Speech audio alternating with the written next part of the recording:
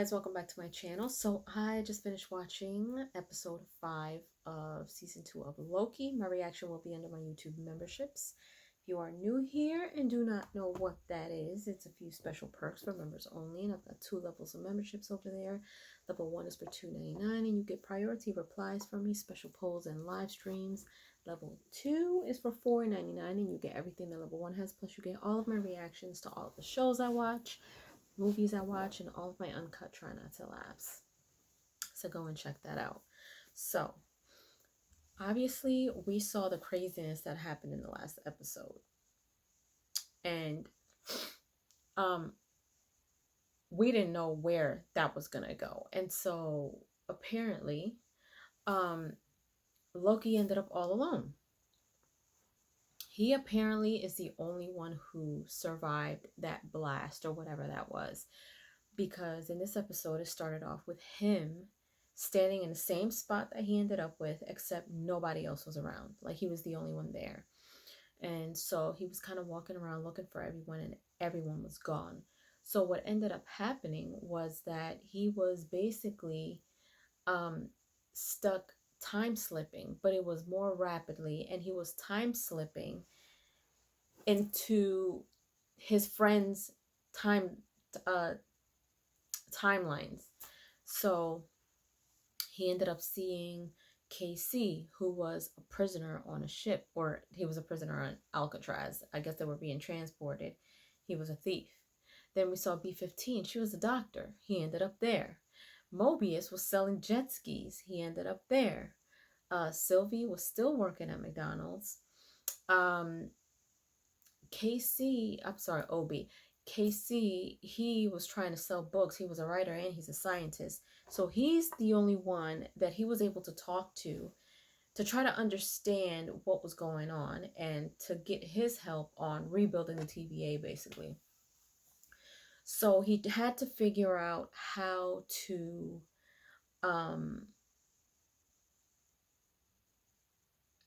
control his time slipping, because he just kept time slipping into everybody else's timelines.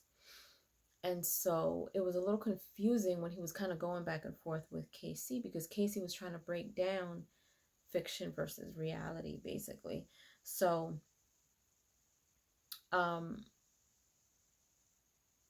B-15, when he saw B-15, so he ended up seeing OB first, and he's talking to OB like he knew who he was. OB had no idea where he was, which I'm wondering why he didn't ask him what year he was in, but I guess it didn't matter because he knew what was going on. OB had no idea. He was like, "Your name is OB," and he was like, "Who's OB? Like, that is not my name." So everyone had different names back then. B-15 saw him, and then he time slipped again. So she just stood there like, what? Casey was actually pretty friendly with him. He was trying to sell his books, and he was a writer and everything, so he stuck around.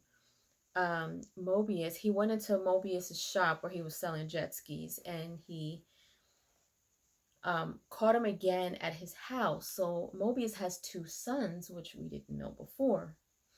So he ended up at his house, and he was explaining everything to them at the same time, because he realized between him and Casey's conversation that he basically needs to have everybody together in order for him to try to save the TVA. So Casey, he had the TVA book in his coat and in his jacket, and he had KC basically build a new tempad, like from scratch. And he was like, well, how am I supposed to build something when I don't even know what it does? So he gave him the book, and he was like, you're the one that wrote it. So he was like, oh, I did write this book. So he basically told KC that he wrote a book. Then when he came across Sylvie, it was weird because Sylvie was the last person that he found. He brought everybody back to the area where Casey is, which looks like the fixer-upper place at the TVA. And Sylvie knew right away who he was. But what was weird and what I noticed is when they zeroed in on Sylvie, she walked outside of McDonald's with a bag. She put the bag on the car and the bag disappeared. Like the threads were burning from the bag, but nothing else happened, which was really strange to me. But I took a note of that because I'm like, what exactly does that mean? I may have to kind of look at a couple of other people's videos to see, what they think that means or whatever. But she knew exactly who Loki was. She has a temp ad on her. So her and Loki are talking at a bar, and he's basically like, look, I need your help. You're the only one that's left. And she's like, everybody has their own life. Like, everybody had a life before the TVA, and that's where they want to stay. You can't force them to get used to a life they know nothing about. Mobius, he didn't want to leave his boys, and he had a different name. I forgot what his name was, but he's showing him a replay of what just happened between Loki, about what just happened between the both of them. He's like, I could bring you back whenever you want. He can bring any of them back whenever he wants. And so he was kind of like, he didn't want to leave his boys, but he was like, Mobius does sound kind of cool. Like, that's not even his name. So everybody came back, and then we find out also that Casey had a wife who left him. Mobius has 2 boys. Obi was a prisoner. He's a thief. And Sylvie worked at McDonald's. And B15 was a doctor or pediatrician. It looked like she was working with a little girl. So he's basically talking. So when Loki was talking to Sylvie at the bar, he basically wants to save the TVA, but she's just like, why? And he's just like, I don't want to be alone. I want my friends back.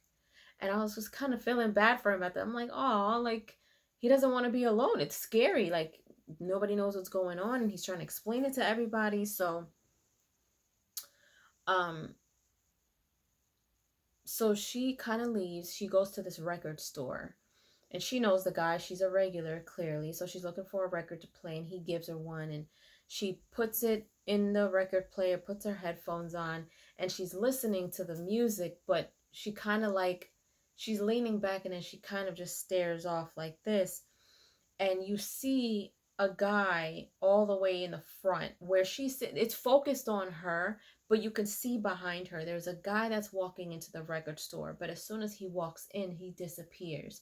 And that's where you see like all the time branches burning, like, and the guy, the clerk who's there, he's looking, he's pouring coffee. The coffee's kind of warping and burning out, and he looks behind him and he looks scared, and then all the time branches just burning, and he's running to Sylvie, and he's calling her, and he's like, Sylvie, and as soon as he was ready to grab her hand, he disappeared. So you see all of these like time branches burning around her. She's just standing there watching all of this happening, and she dials into her temp badge. She leaves and goes to where Loki and the rest of the crew is, and she's explaining to Loki, like, something's wrong, I don't know what's happening, basically. So when she gets there, she's trying to explain to Loki something's going on, and they each start disappearing.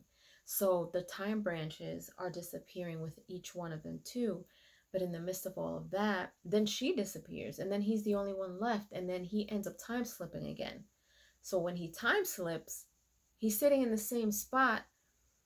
Then he time slips again, and he immediately begins to control his time slipping. And once he realizes that he can control it, he tells everybody, it's not about why, it's who. So he is the one who can rewrite history. And he says that at the end of the episode. He's like, I can rewrite the story. And the very end shows him time slipping right back to before that blast. And so if he keeps time slipping and controlling it, I'm assuming that he can go back to all the way as far back as He Who Remains. I don't know what the heck is going to happen in this last episode. Seriously, like, I don't understand how. I'm waiting for something crazy to happen because I now want to see how far back he's going to go in order to save the TBA.